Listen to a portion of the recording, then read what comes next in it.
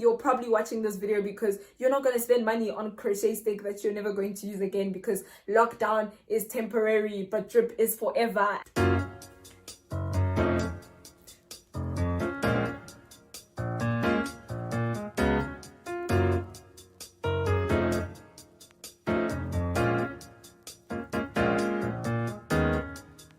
Hey, what's up party people, and welcome back to my channel. If you are new here, welcome. We love to have you. If you love what you see, then make sure that you stay and give this video a thumbs up so that YouTube knows that we are doing the real things here. So obviously today we're doing something a lot more different than what we're used to here on this channel. We're going to be looking at a hair tutorial of how I achieved these locks. We will not be doing the crochet method, and if you're anything like me, it's probably because lockdown is temporary and I'm not going to be doing my hair forever. I'm also not going to get into knitting anytime soon, and so a crochet stick is an unnecessary expense on the student budget, and that is just not something that I'm keen to do. So I'm going to give you a couple of the tools that you're going to need in order to achieve the same look. And yeah, I just So the first thing that you're going to need is your pack of hairpiece. You can get this at any one of your beauty supply stores. I got mine from the plaza. It's like an oriental plaza down the road from where I stay. So I got 2 packs for about 160 rand each, so that wasn't very expensive, I think. I didn't use the entire 2 packs, and so that was pretty much great. I didn't cut it either. I literally just, I don't know if you can tell, but I literally just, you know what I mean? I used 3 strands per hair piece. Usually people use 2, but I wanted them thick and chunky, and so this is the girl. 2 packs will probably do, but you can take 3 if you want them longer, maybe, or if you want more.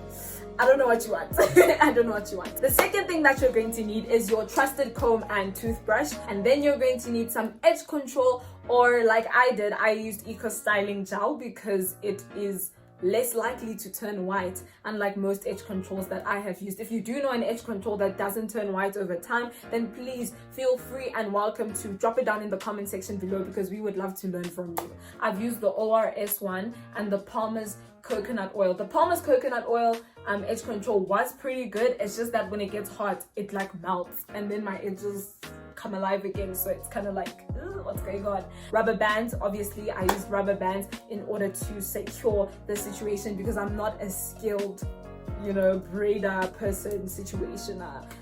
So the bands were necessary to just keep everything tight and make it look fresh, make it look new. I'm shooting this intro like a couple of days after doing my hair, so as you can tell, like, it's not pretty bad. It's looking, you know. It's looking, so I'm pretty happy with how it came out, obviously, or else I wouldn't be doing a tutorial. The last thing that you're going to need, and this is pretty much very optional, is a leave-in conditioner that you can leave in your hair. I use the Dark and Lovely Afro Food because my hair is low porosity, and that means that it tends to get very dry, and so I just wanted to make sure that everything is super protected underneath all of these braids. Without further ado, let's get into the video. Alright, cool. So the first thing you're going to want to do is part your hair, and if you're like me and you've got 4C hair, then you can stay tuned until the end of the video where I'll show you how to prepare your 4C hair for this hairstyle. But as you can tell, I've already parted my hair. Fun fact, actually, I had to unplait my braids just so I could shoot this tutorial. Don't tell on me, it's fine. But when you're happy with your parting, then you can carry on with the next step.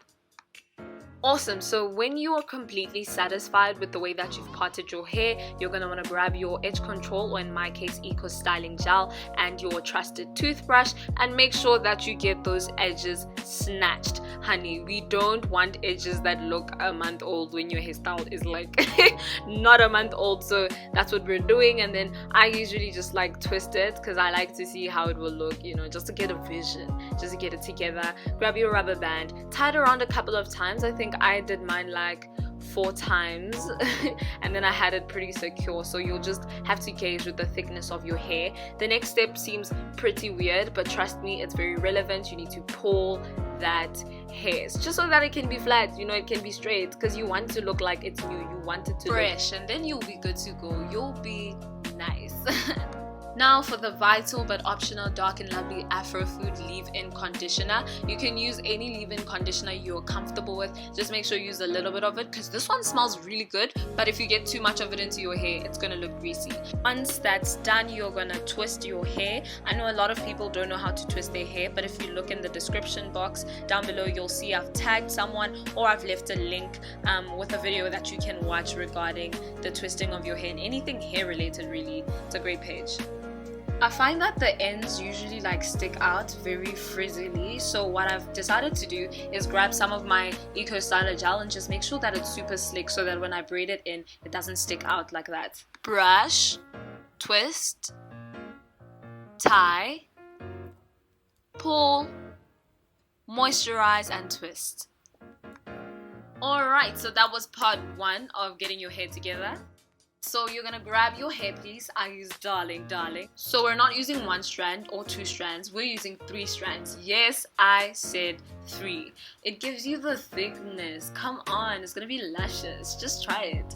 First, you're gonna wanna make sure that your hair is level, and once you've got your hair level, make sure that it is in sync with each other, that the waves are, what's the high school word? Concurrent? I don't think that's the word, but you get what I'm saying. Grab your hair and twist it just a little bit. Put it underneath your pre-braided braid. Put it over, under, within, without.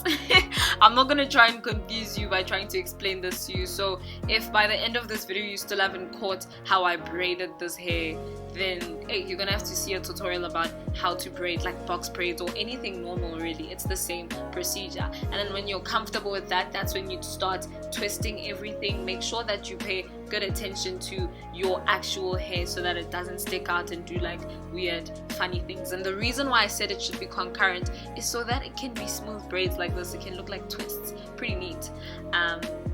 Yeah, watch it. If you don't get it, I don't know. I don't know.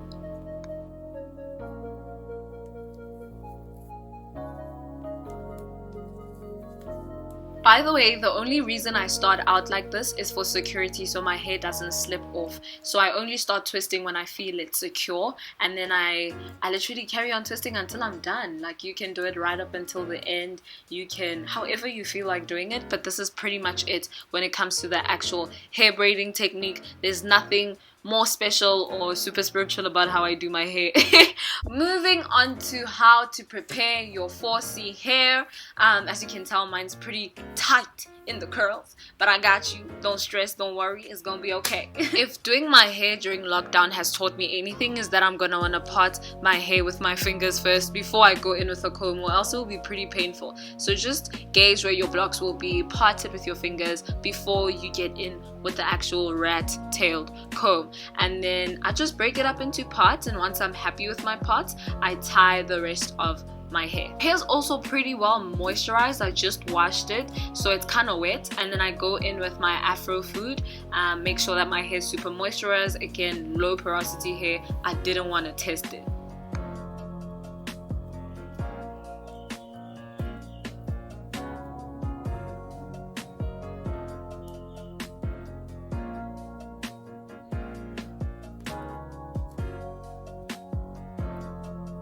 For the combing, you're going to want to use a wider tooth comb. This is the widest I had, so I had to just do with this, starting from the top to the root of my hair, and then tie it up, follow through the steps of everything else that we pretty much covered in the rest of this video tutorial.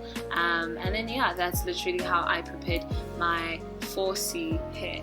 Side note, I'm pretty sure you can tell that my parting at the back of my hair is abysmal. It is shambolic. It is disastrous, darling. So it's okay. Like, it's fine for me because I was literally doing this so that the front of my hair can look cute, which it does. I mean, none of you on Instagram could, I mean, you didn't say anything about my hair looking trash from the front, so I'm assuming it's all good.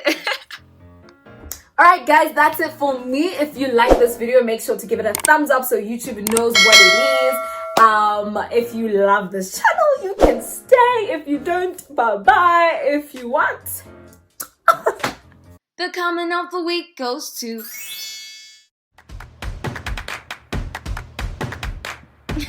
Okay kids, we can go to sleep now.